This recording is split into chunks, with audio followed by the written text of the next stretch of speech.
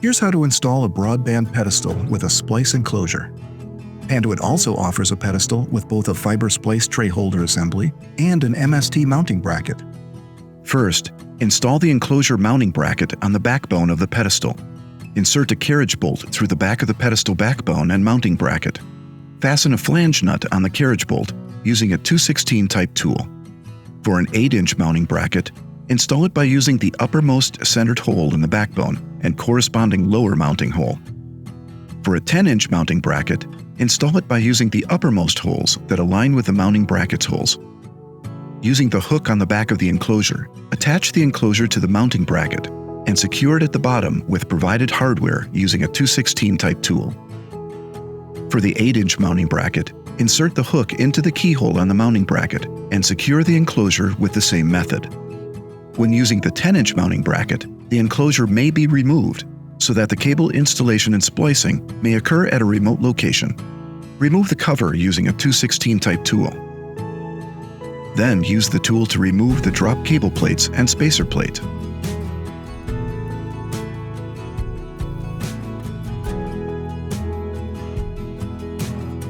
Unlock the splice tray by loosening the thumb screw until you can slide the lock forward and lift the tray upward.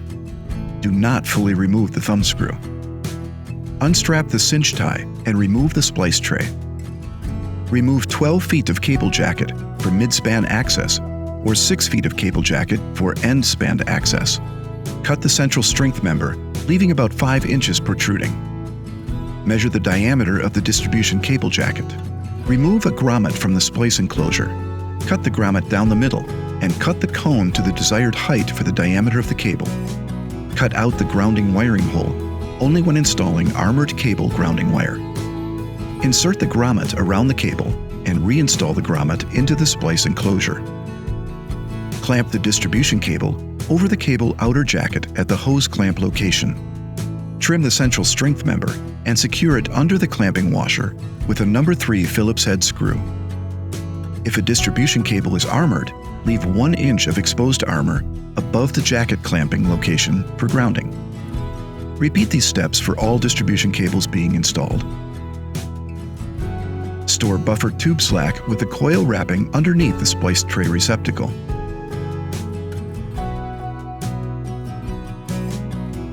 Use tack tie to secure the buffer tubes in 4 locations. Strip the drop cable jacket to expose 5 to 6 feet of buffer tube. Trim strength members to expose 5 inches. Reinstall the rear drop cable plate. Secure the drop cable jacket with a pan tie at the pan tie location on the drop plate.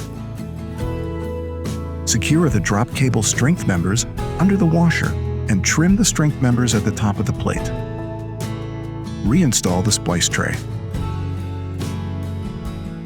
Route distribution and drop cable buffer tubes into the splice tray, and mark the location of the buffer tube to be cut during splicing. The buffer tubes should always cross to the opposite side of the splice tray underneath the splice tray receptacle to prevent damage to the tubes.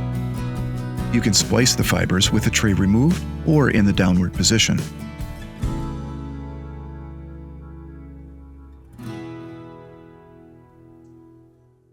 Repeat these steps for all drop cables being installed. Fully populate the rear drop cable plate in all 6 positions before installing cable to the front drop plate. Once the drop cables are installed, reinstall the front drop plate and spacer plate using the 2/16 type tool.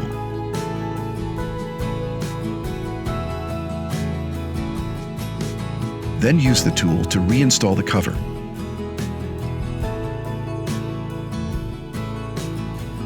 When storing distribution cable slack with a 10-inch bracket, route the cable in a way to maintain the minimum bend radius requirement of the cable. For more information about broadband pedestals, visit panduit.com/FTTH.